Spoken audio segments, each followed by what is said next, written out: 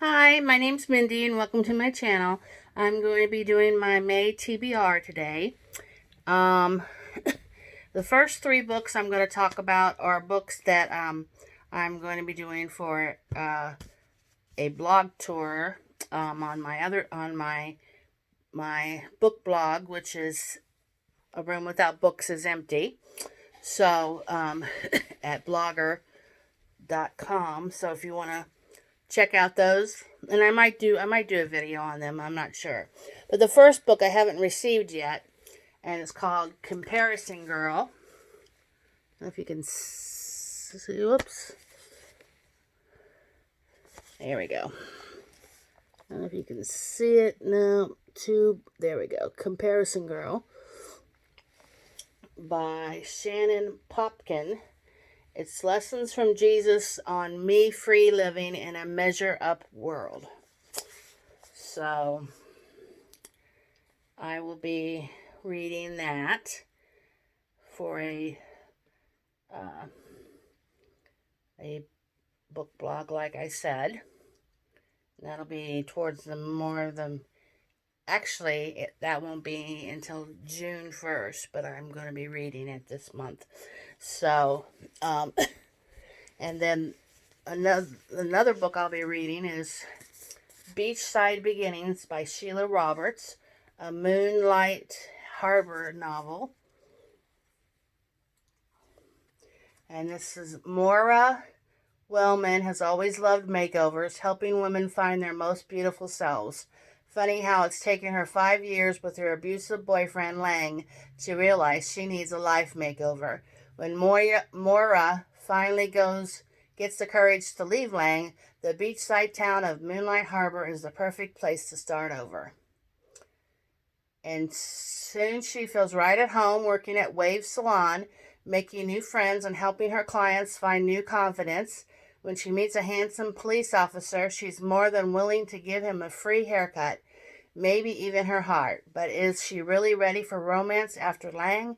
And what if her new friend is in hot pursuit of that same cop? This is worse than a bad perm. So, and then the next book I have for a blog tour is called Last Scoop. And it says the scariest kind of serial killer, one you don't know exists. Martin Barlow was TV news director Claire Carlson's first newspaper editor, a beloved mentor who inspired her career as a journalist, but since retiring from his newspaper job, he had become a kind of pathetic figure, railing on about conspiracies, cover-ups, and other imaginary stories he was still working on. Claire had been too busy with her own career to pay much attention to him. When Martin Barlow was killed on the street one night during an apparent mugging attempt gone bad, it seems like he was just an old man whose time had come. But Claire, initially out of a sense of guilt for ignoring her old friend and then because of her own journalistic instincts, begins looking into his last story idea.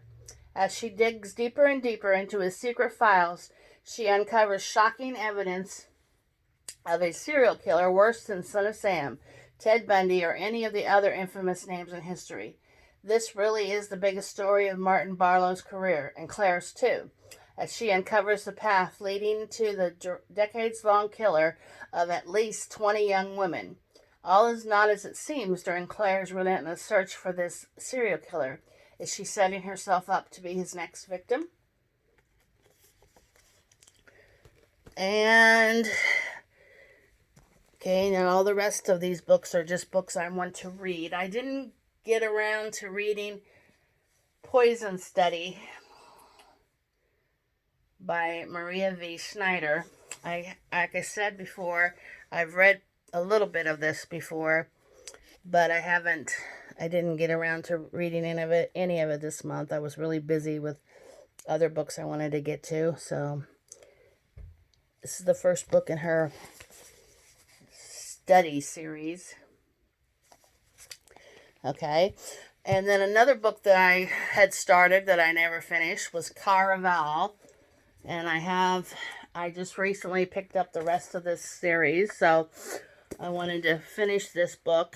I'm about a little less than halfway through, but this is the book I'm reading now. So if I don't finish it before the new month starts, I'll be finishing it in May. So okay, and then the next book I want to read is a Disney Twisted Tale. And what if Aladdin had never found the lamp? It's a Whole New World by Liz Braswell. Aladdin is a street lamp. Like most, he's just trying to survive another day in impoverished Agrabah. Jasmine is a princess, one who is about to enter into an arranged marriage. All she wants is to escape her fate, to see what lies beyond the palace walls. But everything changes when the Sultan's trusted advisor, Jafar, suddenly rises to power. With the help of an ancient lamp, Jafar attempts to break the laws of magic and gain control over love and death.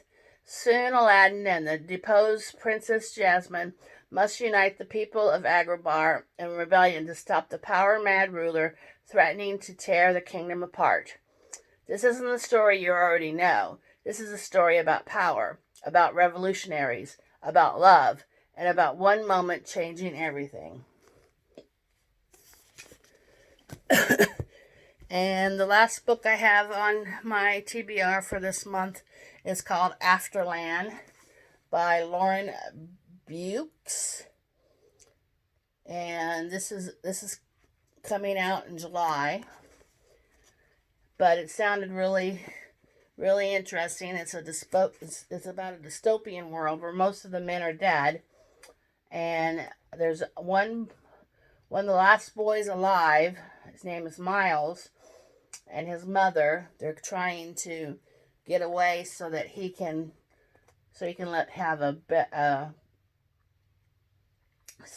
live a good life. So it says it's a brilliant blend of psychological suspense, American noir, and trenchant science fiction. It's a high concept feminist thriller that Lauren Buke fans have been waiting for. So that's my last book I want to read. Okay. Well, thanks for dropping by. I hope everybody's staying safe. I know that I live in Pennsylvania, and our state is supposed to gradually reopen in the next month or so. So, but I'm sure there's going to be things we're going to have to wear, like probably going to have to wear a mask and make sure that we, wash our hands and everything still, which we should be doing anyway. So everybody keep safe and keep on reading. Bye.